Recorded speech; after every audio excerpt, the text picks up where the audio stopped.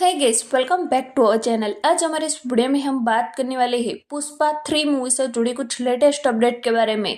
तो दोस्तों, अल्लू अर्जुन और रश्मिका मंदाना की movie Pushpa 2 the rule cinema घरों में रिलीज हो चुकी है। मूवी बॉक्स ऑफिस पर तगड़ा कलेक्शन कर रही है। यही वजह है कि पुष्पा के तीसरे पार्ट पर भी अब चर्चा शुरू हो गई है, जिसको लेकर पुष्पा 2 द रूल की एक्ट्रेस रश्मिका मंदाना द्वारा पहले हिंट दिया जा चुका है। पुष्पा 2 द रूल के सुपर डुपर हिट होने के बाद और मूवी को देखने के बाद अब दर्शकों को पुष्पा 3 का बेसब्री से इंतजार है।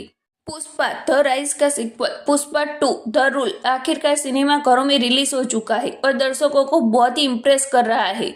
रिलीज हुई मूवी ने शानदार शुरुआती की है और अलग अलग लैंग्वेजों के दर्शकों को भी आकर्षित किया है। पहली मूवी की सफलता, जो हिंदी में एक आश्चर्यजनक हिट थी, इस सीक्वल के लिए बड़ी उम्मीद स्थापित की गई है।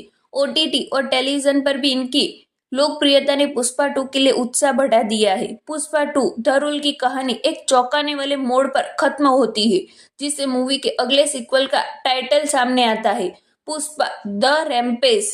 ये अल्लू अर्जुन द्वारा निभाए गए किरदार पुष्पा राज की कहानी के अगले पार्ट के लिए मंच तैयार करता है। शुरुआती समीक्षाओं से पता चलता है कि पुष्पा 2 द रूल दर्शकों को काफी पसंद आ रही है।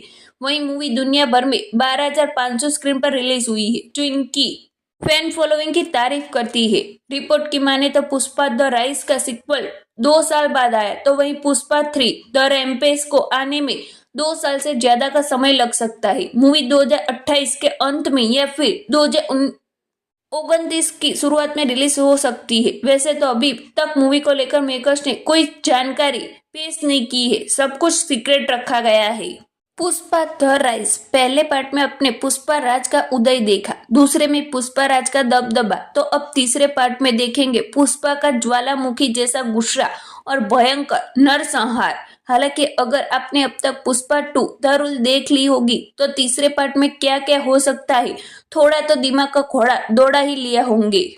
हम पीछे से शुरू करते हैं। मूवी के आखिरी में एक बड़ा धमाका होता है, जो कि क्लाइमेक्स सीन था। उसमें पुष्पा अपने फैमिली यानी सौतेले भाई के बीवी बच्चों से लेकर अपनी वाइफ श्रीवल्ली और माँ के साथ एक फैमिली फोटो खींचवा रहा था, लेकिन तभी वहां रखे फूले के गुलदस्ते में रखा बम जोर से फट जाता है। हालांकि वहां क्या होता है, कौन बचता है, मरता है, कुछ पता नहीं है। अब थोड़ा फ्लैशबैक में ले जाए तो ये खबर आती है कि मूवी में श्रीवल्ली का किरदार खत्म हो जाएगा, यानी रश्मिका मंदाना की छुट्टी हो जाएगी। अब जैसे ही कि वो पार्ट 2 में उनको प्रेग्नेंट दिखाया गया था, तो ऐसा हो सकता है कि वह नहीं बल्कि उनका बच्चा आगे सर्वाइवर करे और वही फिर राज करे। मूवी में एक और ब्लास्ट हुआ था, जिसमें फहद फासिल थे। दरअसल वो खुद को बदनामी से बचाने और अपना पर्दाफाश होने के डर से एक गोदान में खुद ही आग लगा देते हैं और जानबूझकर अंदर ही रह जाते हैं। वो नाथूराम को भी साथ रखते हैं, लेकिन वो बीवी बच्चों को हवाला देखकर भाग निकलते हैं। जब पूरा गोदान जलता है तो अंत में ब्लास्ट भी होता है, जिसके बाद फहद मूवी में दिखाई नहीं देते हैं। अब ऐसे में क्लियर नहीं है कि भैरव शेखावत जिंदा है या मर गए हैं।